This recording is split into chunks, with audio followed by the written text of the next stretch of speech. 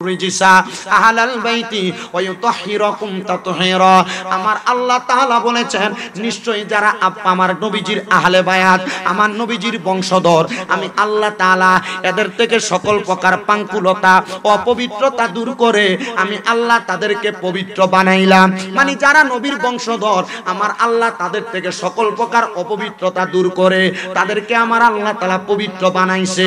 এ মুসলমান, এ নবীর উম্মতের দল, এই আয়াতে কারিমার মধ্যে আহলে বায়াত বলতে আমার আল্লাহ তাআলা কাদেরকে উদ্দেশ্য করেছেন? হাদিস শরীফ তিরমিজি শরীফের মধ্যে আমার রাসূল পাক সাল্লাল্লাহু আলাইহি ওয়াসাল্লামের ঘোষণা, আমি দয়াল নবী ফজরের নামাজ আদায় করে ফজরের নামাজের পরবর্তী সূর্য ওঠার আগ পর্যন্ত আমি নবী নামাজের মুসল্লা ত্যাগ করতাম না যতক্ষণ পর্যন্ত আমি এশরাকের নামাজ আদায় না করতাম। কিন্তু একদিন শীতের সকাল বেলা আমার নবীজি সোমবার দিনে সকাল বেলা মসজিদের কোবার উদ্দেশ্যে যাইতেন। যেই জায়গাটা হইল মসজিদের নববী থেকে ডান কর্নারে 310 নম্বর গেট বরাবর, একবার অল্প কিছুক্ষণ হাইটা গেলেও যাওয়া যায়। আবার মসজিদের নববী থেকে মাত্র 10 রিয়াল দিলে সেখানে নিয়ে যায়। ওই কুবা মসজিদে যাওয়ার পথে আমার নবীজি খাতুনে জান্নাত ফাতেমাতুজ জাহরা রাদিয়াল্লাহু তাআলা আনহার ঘর মোবারকের। কষ্ট হইতেছে আপনাদের? অসুবিধা হচ্ছে? আমার ফরিদ ভাই, আপনাদের পরিচিত মনে হয় বাসু নামে, না? ফরিদ আহমদ বাসু ভাই। আমি আসার সময় দেখে আসি আপনাদের জন্য যে তাবারুক রেডি করছে, মোটামুটি ওই যে অর্গুমা থাকবেন ফসাইব, বুঝছেন তো? পোষাবে বিরিয়ানি, আল্লাহ যদি ওদের বিচার করে। হে আমার মুসলমান ইমানদারের দল, এ নবীর উম্মতের দল, আমার নবী বলেন খাতুনে জান্নাত ফাতেমার হুজরার সামনে যাইয়া আমি নবী সালাম প্রদান করলাম। সালাম প্রদান করার সাথে সাথে হযরতে খাতুনে জান্নাত আমার জন্য দরজাটা খুলে দিলেন। দরজাটা খোলার পরে আমি নবীজির শরীর মুবারকের উপরে আমার একটা কালো রঙের পশমি চাদর ছিল। ওই চাদরটাকে আমি নবীজির গা মুবারকের মধ্যে লাগায়া আমি নবী ডাক দিয়া বললাম, ও খাতুনে জান্নাত ফাতেমা, তুমি আমার চাদরের নিচে প্রবেশ করো। আমার নবীজি খাতুনে জান্নাত ফাতেমারে নবীর চাদরের নিচে প্রবেশ করাইলেন। নবী ডাক দিয়ে বললেন, হে বেলায়েতের বাদশা, ইসলামের চতুর্থ খলিফা হযরতে আলী ইবনে আবি তালিব, আপনি আমার চাদরের নিচে প্রবেশ করেন। প্রবেশ করলেন। নবী ডাক দিলেন, ও হযরত ইমামে আলী মাকাম ইমাম হুসাইন রাদিয়াল্লাহু তাআলা আনহু, আপনি চাদরের নিচে প্রবেশ করেন। প্রবেশ করলেন।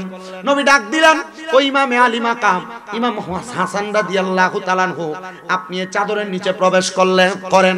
হযরতে ইমাম হাসানও প্রবেশ করলেন। যখন তারা চারজন প্রবেশ করলেন, মাঝখানে আমার নবী, হযরত মা ফাতেমা, হযরতে মাওলা আলী, হযরত ইমাম হাসান, হযরত ইমাম হুসাইন, কয়জন? এই পাঁচজনকে আহলে বায়াতের মুহাব্বতে অনেক আশিক রাসূলরা পাক পাঞ্জাতন বলেছেন। পাক শব্দের অর্থ পবিত্র, পাঞ্জা শব্দের অর্থ হলো পাঁচ, তন শব্দের অর্থ হলো দেহ। পাক পাঞ্জাতন মানে হলো পবিত্র পাঁচটা দেহ। এ মুসলমান,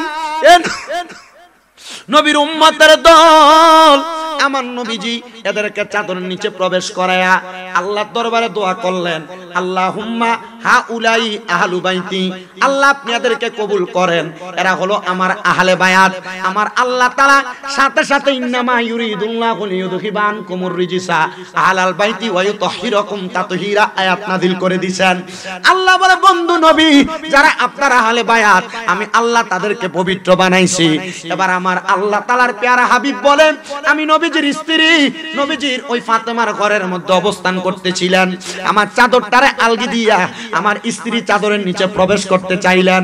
আমি বললাম, স্ত্রী তুমি তোমার জায়গায় সম্মানিত, তারা তাদের জায়গায় সম্মানিত, তুমি তোমার জায়গায় মর্যাদাবান, হাসান হুসাইন ফাতেমা আলী তাদের জায়গায় মর্যাদাবান। এ মুসলমান, এই দোয়াটা কইরা আমার নবীজি হযরত ইমাম হাসান ইমাম হুসাইনকে আমার নবীর দুই কাঁধ মুবারকে নিয়েছেন। হযরত ইমাম হুসাইনকে আমার নবীজি ডান কাঁধ মুবারকের মধ্যে নিলেন। ইমাম হাসান রাদিয়াল্লাহু তাআলা আনহুকে আমার নবীজির বাম কাঁধ মুবারকের মধ্যে নিলেন। দুইজনকে নিয়ে আমার নবী সামনের দিকে হাঁটতেছে। একটা লোক দেখে আমার নবীজির দিকে ইঙ্গিত করে বলে, হাসান হুসাইন, তোমরা যে সাওয়ারের উপরে উঠেছো এই সাওয়ারটা বড় দামি। আমার নবী এভাবে ঘাটটা ঘুরে বলছে, এ সাহাবী, শুধু সাওয়ার দামি না, সাওয়ারের উপরে যেই দুইজন সাওয়ারি আছে তারাও দামি। মারহাবা পড়বেন না জোরে? মারহাবা। নবীজি ইমাম হাসান আর হোসাইন রাদিয়াল্লাহু তাআলা আনহুমাকে দুই কাঁধে নিছেন। একজন শুধু পেছন থেকে বলছে, হাসান আর হোসাইন তোমরা যে সাওয়ারের উপরে উঠেছো সাওয়ার বড় দামি। নবীজির ঘাড় মুবারক ফিরে বলছেন, শুধু সাওয়ার দামি না, সাওয়ারের উপরে যে দুইজন সাওয়ারি তারাও দামি। সুবহানাল্লাহ। আর মোহাব্বতে বলেন না সুবহানাল্লাহ। এ মুসলমান ইমানদারের দল, এ নবীর উম্মতের দল, আমার নবীজি এদেরকে নিয়ে হাঁটতে হাঁটতে নবী চলে গেলেন নবীজির রওজা মুবারক বর্তমান যে জায়গায়। নবীজি ওই রওজা মুবারকের পাশে রিয়াজুল জান্নাত, জান্নাতের একটা অংশ আছে। এই জায়গার মধ্যে বরকতওয়ালা 3টা গাছ আছে। একটা গাছের নাম হলো উস্তুনে হান্নানা, একটা গাছের নাম হলো উস্তুনে আহাদা, একটা গাছের নাম হলো উস্তুনে আয়েশা। এখন এগুলা গাছ নাই, এগুলাকে গাছের বদলে চারদিক দিয়ে পিলারের মতো কইরা মোটা মোটা 3টা পিলার বানায় রাখছে। আশিকে রাসূলরা হজ করতে যায়, যখন মদিনা জিয়ারত করতে যায়, তখন তারা ওই জায়গার মধ্যে চুম্বন করে, গাছগুলার মধ্যে পিলারগুলার মধ্যে চুম্বন করে। হায়রে মুসলমান, আমার নবীজি হযরত আম্মা জান আয়েশা সিদ্দিকার নামের যে গাছটা উস্তুনে আয়েশার সামনে যাইয়া হাসান হুসাইন রাদিয়াল্লাহু তাআলা আনহুমাকে নিয়ে বসলেন। এদেরকে নিয়ে বইসা আমার দয়াল নবী রাহমাতুল লিল আলামিন নবীজি যখন বসে রইলেন, এমন টাইমে আমার দয়াল নবীর কাছে হযরত আদ্রাইল আলাইহিস সালাতু ওয়াস সালাম জিবরাইল আলাইহিস সালাতু ওয়াস সালাম আগমন করলেন। আগমন কইরা আমার নবীজির কান মুবারকে কি যেন বললেন। আমার নবীজি চোখ মুবারক দিয়া টপ টপ করে পানি মুবারক ছেড়ে দিছে। খাতুনে জান্নাত ফাতেমা তো হাসান হোসেন রাদিয়াল্লাহু তাআলা আনহুমারে বড় ভালোবাসে। উনি অল্প সময় তাদেরকে না দেইকা দৌড়ায়া মসজিদে নববীর সামনে চলে আসছেন। মসজিদে নববীর সামনে আইসা খাতুনে জান্নাত ফাতেমা তু জাহরা রাদিয়াল্লাহু তাআলা আনহা ডাক দিয়া বলতেছে, জগৎবাসী আমি তাকে দেখলাম, আমার আব্বাজান মুহাম্মাদুর রাসূলুল্লাহ সাল্লাল্লাহু আলাইহি ওয়াসাল্লাম, উনাকে দেখলাম চোখ মুবারকের পানিগুলা পড়তে পড়তে উনার দাড়ি মুবারকগুলো ভিজে গেছে। আর উনি আমার কলিজার টুকরার সন্তান ইমাম হুসাইনে পাকের গলা মুবারকের মধ্যে চুমা দিতেছে। আমি জিজ্ঞাসা করলাম, নবী ও পানের আব্বা গো, আপনি নবীজির এই চুম্বন করার বেদরা বুঝলাম না। আপনি নবী যেই কোনো কর্ম করেন না কেন, প্রত্যেকটা কর্ম আমার আল্লাহ তাআলার স্বনির্দেশে করেন। আপনার প্রত্যেকটা কর্ম আমার আল্লাহ তাআলার আদেশ মোতাবেক হয়ে থাকে। মায়ার নবী গো, যদি আমার আল্লাহ তাআলার আদেশ মোতাবেক না হয়, আপনি নবী যেই কর্মটা করেন উম্মতের জন্য সেটা ধর্মে পরিণত হয়ে যায়। নবী গো, আপনি কেন ইমামে আলী মাকাম ইমাম হুসাইনকে গলা মুবারকের মধ্যে চুমা দিলেন? আমার নবীজি আরো বেশি করে কান্না করতে লাগলেন। ডাক দিয়ে বলতেছে, ফাতেমা, আমার আল্লাহ তাআলা জিবরাইলের মাধ্যমে খবর পাঠাইছে আমার এই কলিজার টুকরা নাতি হযরত ইমামে আলী মাকাম ইমাম হুসাইনকে কারবালার ময়দানের মধ্যে শাহাদাত করা হবে। ওগো ফাতেমা, তখন তুমি দুনিয়াতে থাকবে না, আমি নবী থাকবো না, হযরত আলী দুনিয়াতে থাকবে না, আমার আলী মাকাম ইমাম হাসান দুনিয়াতে থাকবে না। খাতুনে জান্নাত ফাতেমা চোখের পানিগুলা ছাইরা দিয়া ডাক দিয়া বলে, আব্বা, আপনি আমার আল্লাহ তাআলার কাছে দোয়া করেন না, আমার আল্লাহ তাআলা আপনার দোয়া কবুল করবে। আমার আল্লাহ তাআলা যেন হুসাইনে পাকের শাহাদাতটারে বন্ধ কইরা দেয়, হুসাইনে পাককে শাহাদাত না করে। আমার নবী কান্দে আর ডাক দিয়া কয়, ফাতেমা, আমার আল্লাহ তাআলা বলেছে হুসাইনে পাক কারবালার ময়দানের মধ্যে শাহাদাত হইলে কারবালার ময়দানে হুসাইনে পাকের যত ফোঁটা রক্ত মুবারক মাটির মধ্যে পড়বে, হুসাইনে পাকের প্রত্যেকটা ফোঁটা রক্ত মুবারকের বিনিময়ে আমার আল্লাহ তাআলা আমি নবীর লক্ষ লক্ষ কোটি কোটি গুনাহগার উম্মতকে maaf করে দিবে। এ মুসলমান, এই নবীর উম্মতের দল, আমার নবী দুনিয়া থেকে রওজা আতহারের মধ্যে, মওলা আলী দুনিয়া থেকে বিদায়, হযরতে খাতুনে জান্নাত ফাতেমা বিদায়, হযরত ইমামে আলী মাকাম ইমাম হাসান রাদিয়াল্লাহু তাআলা আনহু দুনিয়া থেকে বিদায়। এমন টাইমে কুফা নগরীর মধ্য থেকে ইমাম আলী মাকাম ইমাম হুসাইনের কাছে চিঠি আস্তে আস্তে আস্তে আস্তে 1200 1250 চিঠি আইসা পৌঁছাইছেন। হযরত ইমামে আলী মাকাম ইমাম হুসাইন রাদিয়াল্লাহু তাআলা আনহু সবগুলা চিঠি পইরা পইরা জমা করলেন। আর নবীর যত সাহাবী আছে, হুসাইনে পাকের আহলে বায়াতের যত বংশধর আছে, তাদেরকে নিয়ে মিটিং করতেন। তারা চিঠি দিয়েছে, আমি যাব কিনা, তারা আমার কাছে বায়াত গ্রহণ করবে। একজন দুইজন না, কমপক্ষে 30,000 সৈন্য একসাথে বায়াত গ্রহণ করে আমার নানার পতাকার তলে চলে আসবে। বলে না না না, তোমরা যাইবা না। এই কুফা নগরীর মানুষ তোমার কলিজার টুকরা বাবা হযরত আলী মাকাম ইমাম আলী রাদিয়াল্লাহু তাআলা আনহুর কদম মুবারকের মধ্যে তীর মেরে দিছে। এরা তোমার আব্বাজানের উটের মধ্যে আঘাত করেছে। এরা তোমার আব্বাজানের ব্যবসায়িক মালপত্র লুটতরাজ করেছে। এরা তোমার আব্বা ইসলামের চতুর্থ খলিফা হযরত আলী রাদিয়াল্লাহু তাআলা আনহুর দুনিয়ার সামাজিক জীবনের মধ্যে আঘাত করার চেষ্টা করেছে। এজন্য তুমি ওই জায়গার মধ্যে রওনা করবা না। কিন্তু 1250 চিঠির সর্বশেষ যেই চিঠিটা আস-সাওয়ারিকুল মুখরিকা কিতাবের মধ্যে লিখতেছে, ইমাম হুসাইন রাদিয়াল্লাহু তাআলা আনহুর শেষ সময় চিঠি লিখেছে। বেশি কিছু লাগবে না, জামিয়া আহমদিয়া সুন্নি আলিয়া মাদ্রাসার আনিসুজ্জামান হুজুর কেবলার লিখিত শামে কারবালা কিতাবটার শেষ অংশে যে আপনি যখন এই জায়গাটা দেখবেন আপনি অবাক হয়ে যাবেন। চিঠির মধ্যে, কারণ যারা মুনাফিক বেঈমান এরা ষড়যন্ত্রমূলক বিভিন্ন কথা জানে বেশি, মানে এদের মুখে এত মধু, ঠিক না? মুনাফিকদের মুখে বড় মধু, সব মিস্ত্রি। আমি গত অনেক বছর এইদিকে মাহফিল রাখি। এই বছর মিলাদুন্নবীর পরে চট্টগ্রামে কোনো মাহফিল করিনি। মিলাদুন্নবী পর্যন্ত কয়েকটা মাহফিল করছি। এটার মূল কারণ হইল চট্টগ্রামের এইদিকে আসলে ভালো মাইক খুব কম পাওয়া যায়, বুঝতে পারছেন?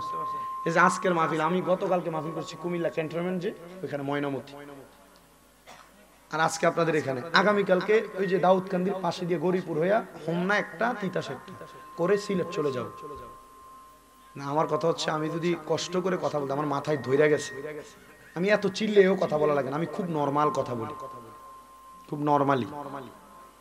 তা আল্লাহ জানে, হয়তো তার সাথে আমার জমি জমা নিয়ে দ্বন্দ্ব টন্দ্ব আছে। এটা ইলেকট্রিক জিনিস তো, ঠিক হয় আবার হয় না, এই জন্য কি বলার, আল্লাহ শুকরিয়া।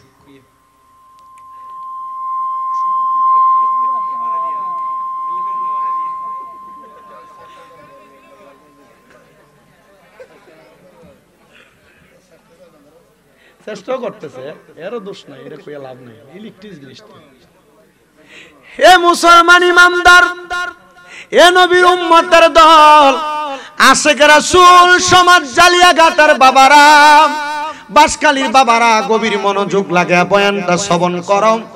আমার নবী ডাক দিয়া কয়, এ ফাতেমা শুনো গো, এই ইমামে আলী মাকামের কারণে, তোমার হুসাইনের কারণে অনেক উম্মতকে মাফ করা হবে। এর পরবর্তী সময় 1250 চিঠি, 1250 চিঠির শেষ চিঠির মধ্যে ওই মুনাফিক বেঈমানেরা চিঠি লিখতেছে। মুনাফিকের কথা কি সুন্দর না? সুন্দর না? কম সুন্দর না? বেশি? হ্যাঁ, বেশি সুন্দর। কিন্তু এর এই হাতের তলে একটা আদলা থাকবে, আপনি সুন্দর কথা বলে যাবে, পেছন দিয়ে মেরে দিবে, ঠিক না? ওই চিঠির মধ্যে তারা লিখেছে, হুসাইন তুমি যদি কুফা নগরীতে না আসো, তাইলে আমরা কাল হাসরের ময়দানে তোমার নানার কাছে আমরা নালিশ করে দিব যে হ্যাঁ, হুসাইনের কাছে আমরা বায়াত গ্রহণ করতে চেয়েছিলাম, আপনার নাতি হুসাইন কুফা নগরীতে আসে নাই। তখন আমরা তুমি হুসাইনকে তোমার নানার কাছে দায়বদ্ধ করে দিব, আর আমরা বেঁচে যাব। হুসাইনের পাকে চিঠি পাইয়া ডাক দিয়ে বললেন, এ মালিক ইবনে মারওয়ান, আপনি আমার সামনে আসেন, আপনি তো আমার নানার বড় শুভাকাঙ্ক্ষী ছিলেন, আপনি বলেন না আমি কি এখন আর ওই দিকে যাব নাকি কুফা নগরীর দিকে? মালিক ইবনে মারওয়ান বলে, না, আপনি যাইয়েন না, এই কুফা নগরীর মানুষ আপনার বাবার সাথে বড় অন্যায় করেছে। ও বন্ধু, দুনিয়ার জমিনে যেই মানুষটা আপনার সাথে একবার কোনো ক্ষতি করবে, আপনার কোনো ক্ষতি করে দিবে, যদিও তার সাথে ইসলামের সামঞ্জস্যতা বজায় রেখে তার সঙ্গে সম্পর্ক ঠিক রাখবেন, কিন্তু তার সাথে গভীর কোনো সম্পর্ক করতে বড় সাবধানে করবেন। কারণ যেই ব্যক্তি আপনাকে একবার আঘাত করেছে, সে আপনার দ্বিতীয়বার আঘাত করতে দেরি করবে না, কারণ সে পূর্বের শত্রুতামির জের আপনার দ্বিতীয়বার প্রকাশ করার চেষ্টা করবে।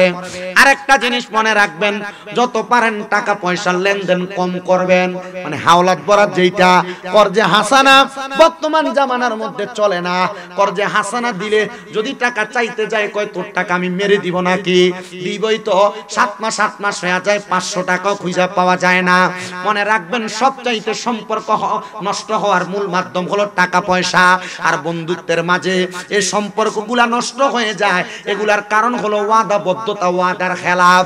ও মুসলমান, ইমামে আলী মাকাম বলে, আগের 1250 চিঠি পাইয়া আমি কুফা নগরীতে যাইতে চাই নাই, কিন্তু আমি শেষবার আমি রওনা করলাম কুফা নগরীর দিকে। এই মজলিসের মধ্যে হযরতে আলী রাদিয়াল্লাহু তাআলা আনহুর ভাই, মানে হযরতে আলী রাদিয়াল্লাহু তাআলা আনহুর বাবা আবু তালিবের আরেকটা সন্তান মুসলিম বিন আকিল, মানে ইমাম হুসাইনে পাকের চাচাতো ভাই, উনি উপস্থিত ছিলেন। উনি ডাক দিয়া বলে, ইমাম হুসাইন, আপনি কুফা নগরীর মধ্যে যাবেন। আপনি কুফা নগরীতে যাওয়ার পর ওই কুফা নগরীর মুনাফিকেরা, এদিদের দলেরা, ইবনে জিয়াদের দলেরা, আপনি হুসাইনে পাককে যদি ওই জায়গায় কতল করে দেয়, আর রহমতের নবী যদি আমি মুসলিম বিন আকিলরে প্রশ্ন করে, এর মুসলিম বিন আকিল, তুমি দুনিয়াতে বাইচা থাকা অবস্থায় আমার নাতি কেমনে কারবালার ময়দানে শাহাদাত বরণ করলো? আপনাদের কি কষ্ট হচ্ছে রে বাবারা? অসুবিধা হচ্ছে রে বাবারা? এ মুসলমান, এ নবীর উম্মতের দল, আশিকে রাসূল ভাই বাবারা, একটু অন্তরের কানটা লাগায় বয়ানটা শ্রবণ করার চেষ্টা করবেন। এখান থেকে আপনি দুনিয়াতে মুনাফিকের লক্ষণ পাবেন, মুহাব্বতের লক্ষণ পাবেন, ঈমানটাকে তাজা করার কিছু মাধ্যম পাবেন, চিহ্ন পাবেন, আলামত পাবেন। হযরত মুসলিম বিন আকিল ডাক দিয়া বলতেছে, জগতের মানুষের দলেরা, আমি ইমামে আলী মাকাম ইমাম হুসাইনকে বললাম, আপনি আগে কুফা নগরীতে যায়েন না, আমি কুফা নগরীতে যাইয়া আপনার কাছে একটা চিঠি লিখবো যে কুফা নগরীর অবস্থা বড় ভালো। আপনি যখন ভালোর চিঠিটা পাবেন, তখন আপনি কুফা নগরীর মধ্যে চলে আসবেন রওনা দিয়া। এর আগে আপনি কুফা নগরীতে যাবেন না। সবাই সমর্থন করলেন মুসলিম বিন আকিলের কথা।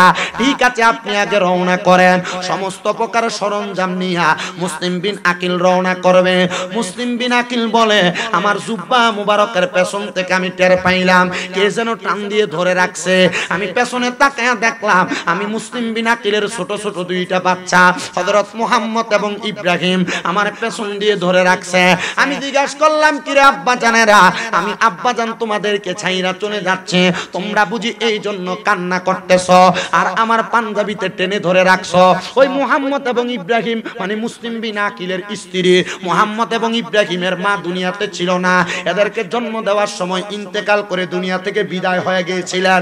ওই ছোট্ট বাচ্চা বলে, আব্বা, আপনি না ইমাম হুসাইনে পাককে বলেছেন আপনি কারবালার ময়দানে যাইয়া হুসাইনে পাকের আগে শাহাদাত হইলে আপনি আমার মুহাম্মদুর রাসূলুল্লাহর কাছে জবাবদিহিতা করতে পারবেন। ও আব্বা, আপনি যদি কারবালা কুফা নগরীতে যাইয়া শহীদ হয়ে যান, আর হুসাইনে পাক যদি এর পরে যায়, যদি উনিও শহীদ হয়ে যায়, আমরা দুই বাইরে যদি মুহাম্মদুর রাসূলুল্লাহ প্রশ্ন করে গো, আমরা কেমনে জবাব দিব? আমরা জবাব দিতে পারবো না। আপনার সঙ্গে যুদ্ধের সেনাপতি বানায়া আমরা ছোট ছোট দুইটা ভাইকে নিয়ে যান। জোরে জোরে বলেন সুবহানাল্লাহ। মুহাব্বত এমন একটা জিনিস রে বাবা, ভালোবাসা এমন একটা জিনিস, ওই ভালোবাসা যদি অন্তরে থাকে, আহলে বায়াতের ভালোবাসা যাদের অন্তরে থাকবে, আমার নবীজি বইলা দিছে, আহলে বায়াত হইল নূহ নবীর কিস্তির মতো, নৌকার মতো। নূহ নবীর জামানায় ওই নৌকার মধ্যে যারা উঠছে, নূহ নবীর জামানায় বন্যা প্লাবন থেকে তারা বেঁচে গেছে। ঠিক এমন ভাবে আহলে বায়াতকে যারা আখিরি জামানার মধ্যে ভালোবাসবে, নবীর পরিবারকে যারা মুহাব্বত করবে, সোহাদে কারবালার মাহফিল যারা করবে, এই মানুষগুলা দুনিয়ার সাধারণ মানুষ না, এরা নূহ নবীর নৌকাতে আরোহণ করলো। নূহ নবীর উম্মতেরা যেমন ভাবে প্লাবন থেকে বাইচা যায়, ওই আহলে বায়াতকে ভালোবাসা ব্যক্তিগুলা কাল ময়দানে মাশরে কঠিন 12 সূর্যের তাপ থেকে বাঁচবে, গামের সাগর থেকে বাঁচবে, কারণ রহমতের নবী লাওয়ায়ে হামদের পতাকার নিচে তাদেরকে জায়গা করে দিবে। জোরে জোরে বলেন সুবহানাল্লাহ। আল্লাহু আকবার, ইয়া রাসূলুল্লাহ, ইয়া রাসূল নবী জিন্দাবাদ, জিন্দাবাদ। সোহাদায়ে কারবালা শরীফ, সবাই জোরে পড়ি মারহাবা। ওই ছোট দুইটা বাচ্চা যখন এই কথা বলছে, মুসলিম বিন আকিল তাদেরকে নিয়ে রওনা করলেন কুফা নগরীর দিকে। যাইতে যাইতে মুসলিম বিন আকিল কুফা নগরীর দিকে রওনা কইরা কুফা নগরীতে যখন প্রবেশ করলেন, কুফা নগরীর 30,000 সৈন্য মুসলিম বিন আকিলকে ফুলের মালা দিয়ে বরণ করে। মুসলিম বিন আকিলকে ওই জায়গার মধ্যে খেজুরের সুন্দর সুন্দর সুবাসন দিতেছে, খেজুর গাছের সুন্দর সুন্দর ফুল দিয়া সুবাসন জানাইতেছে। মুসলিম বিন আকিলকে ইবনে জিয়াদ নামক লোকটা তার কুফা নগরীর রাজপ্রাসাদের সামনে নিয়া বলতেছে, মুসলিম বিন আকিল আপনার কাছে কেমন লাগে? উনি কয় বড় ভালো লাগে। একসাথে 3000 লোক আইসা মুসলিম বিন আকিলের কাছে বায়াত গ্রহণ করছে। মুসলিম বিন আকিল তো কয় কুফা নগরীর অবস্থা বড় ভালো দেখা যায়। ওনাকে আবার ইবনে জিয়াদ বলতেছে, আপনি ইমাম হুসাইনের কাছে একটা চিঠি লেখা দেন। ইমাম হুসাইন কুফা নগরীর অবস্থা বড় ভালো, দেখেন মুনাফিকিটা কেমনে করতাছে ইয়াজিদের দলেরা। এ মুসলিম বিন আকিল আপনি চিঠিটা লেখা দেন। বলে কুফা নগরীর অবস্থা বড় ভালো, হুসাইন যেন কারবালার কুফা নগরীতে আগমন করে। ইমাম হুসাইনকে চিঠিটা দেওয়ার পরে মুসলিম বিন আকিল যখন দূতের কাছে চিঠিটা পাঠাইয়া দিছে, পিয়নের কাছে চিঠিটা দিয়া দিছেন, মুসলিম বিন আকিল রে ওই ইবনে জিয়াদ নামক লোকটা তার কারাগারের মধ্যে বন্দী করছে। ডাক দিয়া কয়ে, মুসলিম বিন আকিল না রে না, হুসাইনের সাথে আমরা সন্ধি করার চেষ্টা করেছি। আমি চাইছি ইবনে জিয়াদ এই ক্ষমতাটা লালন পালন কইরা আমি এলাকার মধ্যে আমার নিজের ক্ষমতা বিস্তার করব, কিন্তু নবীর নাতির কারণে আমি আমার ক্ষমতা বিস্তার করতে পারি নাই। তুমি চিঠি দিছো হুসাইনও কুফা নগরীতে আসবে, আমরা হুসাইনকে কতল করব। হায়রে বাবা, এ বাসকালী জালিয়া গাটার বাবারা নবীর বংশরে কতল কইরা কেমন ক্ষমতা প্রচার করব, কেমন ক্ষমতা প্রচার করব? না না না, কখনোই তো সম্ভব না। এবার মুসলিম বিন আকিল যখন ওই জায়গার মধ্যে আবদ্ধমান, মুসলিম বিন আকিল রে ওই কারাগারের মধ্যে ঢুকায়া পিঠের মধ্যে এমন ভাবে আঘাত করছে, মুসলিম বিন আকিলের কদমের মধ্যে আঘাত করছে। মুসলিম বিন আকিল রে ওই ইবনে জিয়াদ নামক লোকটা 3টা চাবুক একসাথে কইরা পিঠের মধ্যে পায়ের মধ্যে আঘাত করেছে। ওই কুফা নগরীর মানুষ কেমনে তোমরা নবী পরিবারে আঘাত করলা রে? নবীর কারণে দুনিয়া পাইলা, নবীর কারণে মানুষ হইয়া দুনিয়াতে আসতে পারলা, নবীর কারণে দুনিয়ার এত নিয়ামত পাইলা। ওই নবীর নাতিরে কষ্ট দিয়া ক্ষমতার জন্য তোমরা দুনিয়া হারাইলা, কেনা তো হারাইলা। মুসলিম বিন আকিল যখন ইবনে জিয়াদের কারাগারের মধ্যে বন্দী, ইবনে জিয়াদের কারাগারের যেই পাহারাদার ছিল, ওই পাহারাদার আবার ছিল আহলে বায়াতের প্রেমিক। মুসলিম বিন আকিল সহ ছোট 2টা বাচ্চারা তারা দিছে সাইরা দিয়া বলতেছে, মুসলিম বিন আকিল আপনি সুন্দর করে একটা চিঠি লেখা তাড়াতাড়ি আপনি ইমাম হুসাইনে পাকের কাছে পাঠাইয়া দেন, উনি যেন কুফা নগরীতে না আসে। কুফা নগরীতে যদি আসে গো, উনার ইবনে জিয়াদ সহ সিমর সহ সবগুলা লোক তার আঘাত করবে। নবী পরিবারের আঘাত আমি সহ্য করতে পারবো না, কারণ আমার অন্তরের মধ্যে নবী বংশের ভালোবাসা আছে। এ পর্দার অন্তরালের মা, তোমরা মারা যাওয়ার পরে যে মা ফাতেমার সাথে জান্নাতে যাইবা, ওই ইমামে আলী মাকাম মা ফাতেমার সন্তান, হযরত ইমাম হুসাইন ওই মা ফাতেমার সন্তান, ওই মুসলিম বিন আকিল মা ফাতেমার স্বামী হযরত আলী রাদিয়াল্লাহু তাআলা আনহুর আওলাদ, ওই ছোট 2টা বাচ্চা আলী রাদিয়াল্লাহু তাআলা আনহুর আওলাদ, এরাও কিন্তু আহলে বায়াত নবী পরিবারের অংশ। হায়রে হে নবীর উম্মতের দল। এবার মুসলিম বিন আকিল চিঠিটা দেওয়ার পরে মুসলিম বিন আকিল ওই কারাগার থেকে বাইরে হইয়া কারবা কুফা নগরীর মধ্যে ঘোরাফেরা করতেছে। কেউ মুসলিম বিন আকিলরে থাকার জন্য কোনো জায়গা দেয় না। এই দিক দিয়ে খবর হয়ে গেছে মুসলিম বিন আকিল তার কারাগার থেকে বের হয়ে গেছে। মুসলিম বিন আকিল রে কুফা নগরীর কোনো মানুষ জায়গা দিবা না, যদি জায়গা দাও তারে আমি ইবনে জিয়াদ আমার রাজপ্রাসাদের সামনে আইনা ফাঁসি দিয়া দিব। সব দরজার মধ্যে যায়, কোনো দরজার মধ্যে তারা জায়গা দেওয়া হয় না। কিন্তু মুসলমান ওই মুসলিম বিন আকিল হাঁটতে হাঁটতে ইবনে জিয়াদের দরবারে দাসীর কাজ করতেন, জিনার নাম ইবনে জিয়াদের দরবারে দাসীর কাজ করতেন। ওনার সাথে ওনার ঘরের দরজার সামনে যায় দেখে ওনার ঘরের দরজাটা খোলা। ডাক দিছে, আসসালামু আলাইকুম ওয়া রাহমাতুল্লাহ, একটু পানির ব্যবস্থা নিয়ে আমারকে করাই দেওয়া যাবে? উনি ডাক দিয়ে কয়, আহলে বায়াতের বংশধর, আমার বাদশা বলেছে আপনারা যেন জায়গা না দে, কিন্তু আমার মনের মধ্যে আহলে বায়াতের ভালোবাসা। আপনি যেহেতু আমার দরজায় আইসা পানি চাইছেন, আমি যদি আপনারে ফিরিয়ে দেই আমি আল্লাহর নবীর কাছে মুখ দেখাইতে পারবো না। আসেন গো আমার ঘরের মধ্যে আসেন, আমি আপনারে আমার ঘরে জায়গা করে দিলাম। যখন জায়গা করে দিয়া পানি পান করে দুইটা বাচ্চা নিয়া ওই দাসীর ঘরের মধ্যে সুন্দর করে লালন পালন সুন্দর করে ইসলামের প্রচার করবে, আহলে বায়াতের প্রচার প্রসার করবে। পুরো এলাকার মানুষ গোপনে গোপনে খবর পায়া মুসলিম বিন আকিলের কাছে আইসা বায়াত গ্রহণ করে। কিন্তু নারে মুসলমান, ও নবীর উম্মতের দলেরা, ও নবীর আশিকের দলেরা, এই দাওয়াতটা বেশি দিন পর্যন্ত দিতে পারে নাই। ইবনে জিয়াদ কয় মুসলিম বিন আকিল এখনো পর্যন্ত কুফা নগরী ত্যাগ করে নাই। আমার মনে হয় কুফা নগরীর কোন ঘরের মধ্যে অবস্থান করতেছে। এই দিক দিয়া ওই ইবনে জিয়াদের ঘরের মধ্যে যেই লোকটা কাজ করত, মহিলাটা, সেও তার বাড়ির মধ্যে কোনো কাজে যায় না। এবার খবর হয়ে গেছে গোপনে গোপনে মুসলিম বিন আকিল ওই মহিলার ঘরে ইসলামের দাওয়াত দেয়, আহলে বায়াতের দাওয়াত দেয়, বায়াতের রাসূল গ্রহণ করায়। জোরে জোরে কন্যা আল্লাহু আকবার। হায়রে মুসলমান, এ বাসকালী জালিয়া ঘাটার বাবারা, এ নবীর উম্মতের দলেরা, যখন দাওয়াত দেওয়ার খবর পাইছে রে, এবার একটা গুপ্তচর পাঠাইছে ইবনে জিয়াদ। সুন্দর পাঞ্জাবি লাগায়া, পাগড়ি লাগায়া, শরীরের মধ্যে আবা লাগায়া, হাতের মধ্যে লাঠি নিয়া, হাতের মধ্যে একটা 300 দিরহামের একটা পুটলি নিয়া হাঁটতেছে আর বলতেছে, তোমরা জানো নি কুফা নগরীতে নাকি নবীর পরিবার, নবীর বংশ আহলে বায়াতের সদস্য একজন আসছে। আমি আসছি ওনার জন্য কিছু হাদিয়া নিয়া, কিন্তু ইবনে জিয়াদ নাকি তার সাথে বেঈমানি করেছে। আমি কুফাতে আসছি ওনার কাছে বায়াত নেওয়ার জন্য। মসজিদের মধ্যে প্রবেশ কইরা ওই ব্যক্তিটা আল্লাহর জিকির করে। সব মানুষ বলতেছে এতদিন পর্যন্ত জিকির আজকার করে, কে গো এই ব্যক্তিটা? এবার আহলে বায়াতের আরেকজন প্রেমিক যে ওনাকে জিজ্ঞাসা করে, আপনি কি ওই ব্যক্তি যে ইমাম হযরত মুসলিম বিন আকিলের সঙ্গে দেখা করতে চান? বলে হ্যাঁ। বলে আপনি কেন আসছেন, আপনার পরিচয় আমারে বলেন। পরিচয় বলার পর মুসলিম বিন আকিলের পরিচয় নিয়া ওই গুপ্তচরের 300 দিরহাম নিয়া মুসলিম বিন আকিলকে ধরার জন্য তার ঘরে নিয়া 300 দিরহাম উপহার দিলেন। উপহার দিয়া খবরটা নিয়ে আবার বাড়ির মধ্যে যাইয়া ইবনে জিয়াদের কাছে খবর দিছে, এই ইবনে জিয়াদ, তুমি তো বলেছো 100টা উটের বিনিময় আমি যদি মুসলিম বিন আকিলের খবর দিতে পারি তুমি আমাকে 100টা উট প্রদান করবা। বলে আমার কাছে খবর আছে গো। বলে খবরটা বলো। বলে আমার 100টা উটকে দাও। 100টা উট বোঝা দেওয়ার পরে ওই ইবনে জিয়াদকে উত্তর দেয়, তোমার বাড়িতে যেই মহিলাটা কাজকর্ম করত ওই মহিলাটার বাড়ির মধ্যে যায়া খবর নিয়ে দেখো মুসলিম বিন আকিল সে জায়গার মধ্যে কাজ করতেছে।